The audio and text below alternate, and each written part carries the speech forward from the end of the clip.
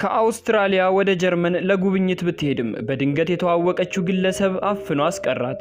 ክለር ከአውስትራሊያ ወደ ጀርመን የመጣች ተጓዥ ፎቶግራፍ አንሺ ናት። ጀርመን ከደረሰች በኋላም ወደ በርሊን ለመሄድ በድጋሜ ባቡር ትይዛለች።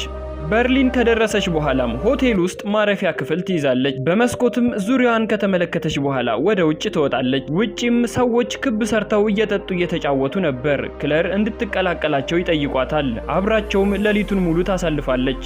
ጧትም ሁሉም ተሰናብተዋት ይሄዳሉ።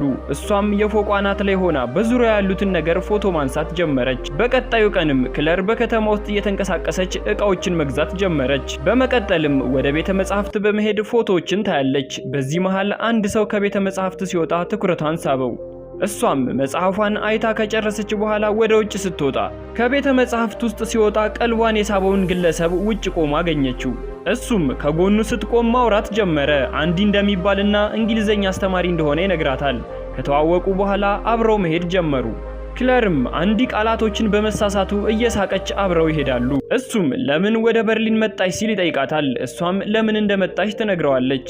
አመሻሹ ላይም አንዲ በመኪና ክለር ወደ ያዘችው ሆቴል ያደርሳታል። ከደረሱ በኋላም አንዲ አብራው እንድትጠጣ ጥያቄ ቢያቀርብላትም አልተቀበለችውም። ጸጉሯንና ፊቷን እየነካካ ሊስማት ይጠጋል።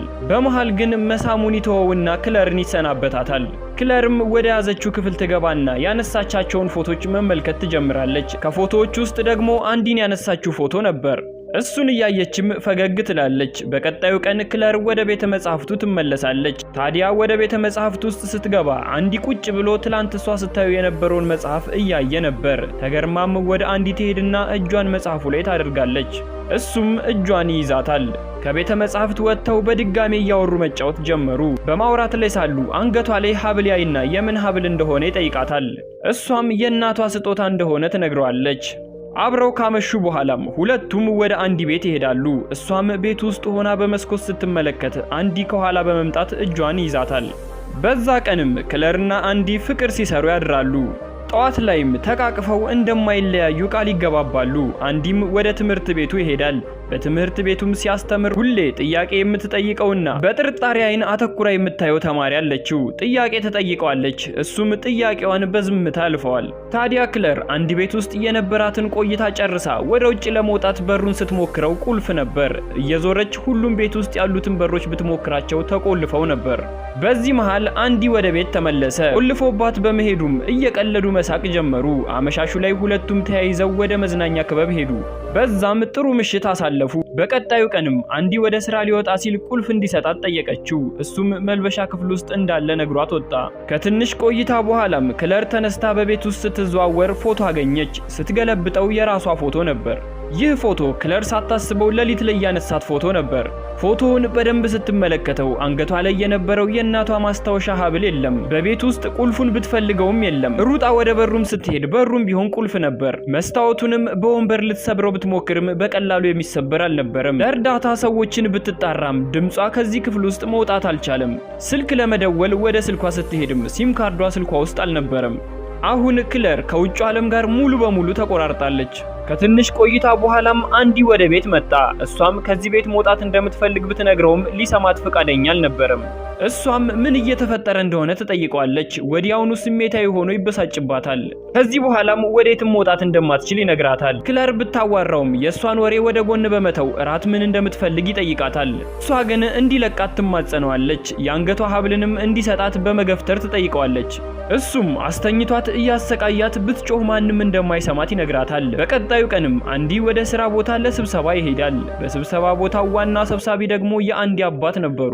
አንዲም ከተቀመጠ በኋላ ከቦርሳ ውስጥ ክለርን አስገድዶ ያነሳትን ፎቶዎች በማየት ላይ ነበር። በመሃል አባቱ ጥያቄ ይጠይቁትና ያነቁታል።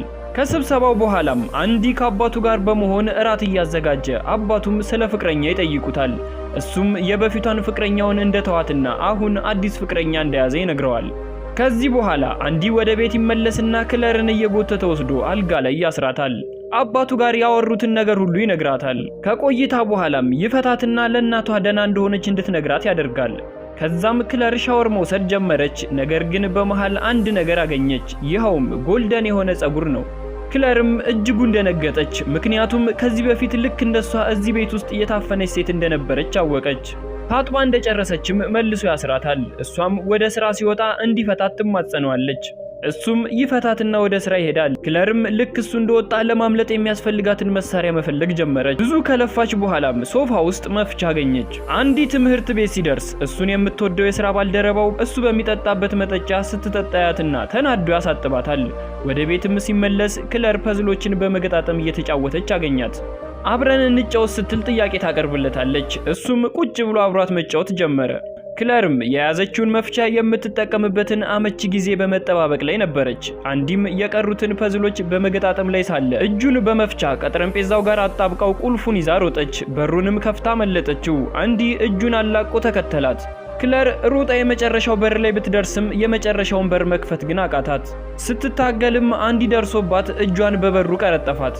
የክለር ጣት እጅጉን ይጎዳል። አንዲም በንዴት ሌላኛውንም ጣቷን ይሰብረዋል።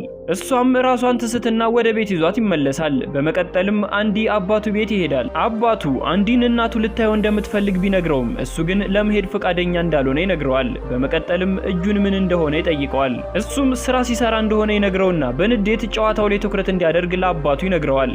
በመቀጠልም አንዲ ወደ ትምህርት ቤቱ በመመለስ ተማሪዎችን ስፖርት ማሰራት ጀመረ። በመሃል ግን ክፍል ውስጥ ከምትጠይቀው ልጅ ጋር በተደጋጋሚ አይን ላይን ተያዩ። ሁለቱም በጥርጣሬ መንፈስ ነበር የሚተያዩት።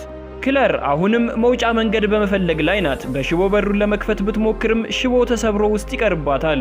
ከቆይታ በኋላም አንዲ ወደ ቤት ይመለሳል። የክለር እጅ የታሸገበትን ጨርቅ ከፈታ በኋላም ገላዋን ማጠብ ጀመረ።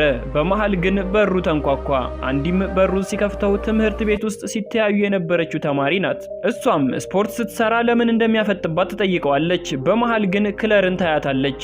ሚስቱ መስላትም ሰላም ትላታለች። አንዲም በሩን ዘግቶ ምንም ችግር እንደሌለ ነግሯት ያስኬዳታል። ወደ ቤት ውስጥም ሲመለስ ክለር ስለ ልጅቷ ብትጠይቀውም ሳይመልስላት ገፍትሮ ፊቷን ያዞራታል። አጥቧት ከጨረሰ በኋላም ፎቶ አንስቷት ገብቶ ይተኛል። በቀጣዩ ቀን አንዲ ወደ አባቱ ቤት ይሄዳል። ቤቱ ሲደርስም አባቱን ሞቶ ያገኘዋል። በሐዘን ስሜትም ወደ ቤቱ ይመለሳል። ክለር ፊትም በጉልበቱ ይንበረከካል። ክለርም አቅፋት አጽናናውና ፍቅር ይሰራሉ። በገና ቀንም አንዲና ክለር ቤት ውስጥ እየተጫወቱ ምግብ እየሰሩ ያሳልፋሉ። በመሃልም አይኗን ያስጨፍናትና ስጦታ የምታጫውታት ውሻ ይሰጣታል። ክለርም ደስተኛ የሆነች ብትመስልም አንዲ ሲወጣ ታለቅሳለች። በቀጣይ ቀንም አንዲ መጥረቢያ በመያዝ ወደ ጫካ ይዟት ሄደ። ክለርም እጅጉን ደስ ይላታል። ምክንያቱም ከታፈነች በኋላ ውጪውን ስታየው ለመጀመሪያ ጊዜ ነው። አንዲም ክለርን ከፊት በማስቀደም በመጥረቢያ ሊገላት ሲዘጋጅ ሁለት ህፃናቶች ወደ እነሱ መጥተው እርዳታ ይጠይቋቸዋል። አንዲም የተጎዳውን ህፃን ሊረዳው ተጠጋ። በዚህ መሃል ክለር ሌላኛውን ልጅ እርዳታ እንዲጠራላት ብትጠይቀውም ልጁ ግን ቋንቋ ስለማይችል በንዴት እንድትተወው ይነግራታል። ይህንን ደግሞ አንዲ ይሰማል። እሱም በጣም ይናደድና ክለርን ወደ ቤት መልሶ ይዟት ይሄዳል። በመቀጠልም በገና መብራቶች በመክበብ መሬት ላይ አስተኝቷት ፎቶ ያነሳታል። በስጦታ መልክ የሰጣትን ውሻም ይዟት ይሄዳል። ሲመለስ ግን ይዟት አልተመለሰም ነበር። አመሻሹ ላይ አንዲ ወደ ፓሪ ለመሄድ ከቤት ይወጣል። በዚህ መሃል ክለር የአንዲን ክፍል ከፍታ ትገባለች። ክፍሉ ውስጥም መተኛ ወንበር፣ ካሜራና ፎቶ አልበም ታገኛለች።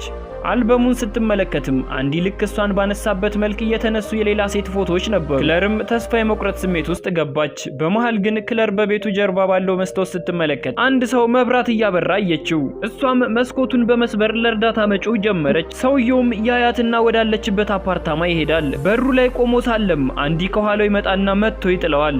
ለማምለጥ የነበራት ተስፋ ጨለመባት። አንዲም የሰውየውን ሬሳ አብራው እንድታነሳ ያስገድዳታል። በመቀጠልም ወደሚቃጠልበት ስፍራ በመውሰድ ሬሳውን ያቃጥለዋል።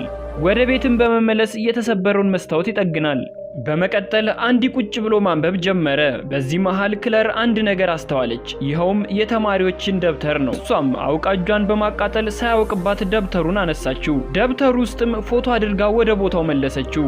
በነጋታው አንዲ ምንም ስላላወቀ ሁሉንም ደብተሮች ይዞ ወደ ትምህርት ቤት ይሄዳል። በትምህርት ቤቶችም ደብተሩን ለተማሪዎች ሲሰጥ ፎቶ ያለበትን ደብተር ለምታፈጥበት ተማሪ ይሰጣታል። እሷም ደብተሯን ስትገልጠው የክለርን ፎቶ አየችው። ከዚህ በፊት ቤት ውስጥ ክለርን አይታት ስለነበረ ወዲያውኑ አንዲ እያደረገ ያለው ነገር ገባት። አስፈቅዳም ከክላስ ወጣች። ነገር ግን ስትወጣ ተሳስታ ፎቶውን ጥላው ነበር። ተማሪዎችም ፎቶውን አግኝተው ለአንዲ ያሳዩታል። እሱም ተማሪዋ እንደገባ ታውቆ ለማስቆም ሮጠ። ወደ ቤቱም በማሽከርከር ላይ ሳለ መንገዱ ይዘጋጋበታል። አንዲ ግን ከመኪናው ወጥቶ ወደ ቤቱ ሩጫውን ቀጠለ። ከቤቱ ውጭ ሲደርስ የተማሪውን ሳይክል ውጭ አገኘው። እጅጉን ደነገጠ። ወደ ግቢ ሲገባ ደግሞ ከቤቱ ውጭ የሚያስቀምጠው የበሮቹ ቁልፎች ሁሉ የሚደበቁበት ሳጥን ተሰብሮ ያገኘዋል። ወደ ላይ ሲወጣ በሩም ቢሆን ተከፍቷል። ተማሪው ነበረች ውጭ የሚያስቀምጠውን ቁልፍ ሰብራ ለክለር የሰጠቻት። አንዲም በፍጥነት መጥረቢያውን አንስቶ ወደ ውስጥ ይገባል። ታዲያ አንዲ ወደ ውስጥ ሲገባ ክለር ሸውዳው ትወጣና በሩን ትቆልፍበታለች። ክለርም እናቷ የሰጠቻትን ሀብል አድርጋ በመኪና ስትሄድ አንዲ ደግሞ ተስፋ ቆርጦ ሲተኛ ፊልሙ ያልቃል።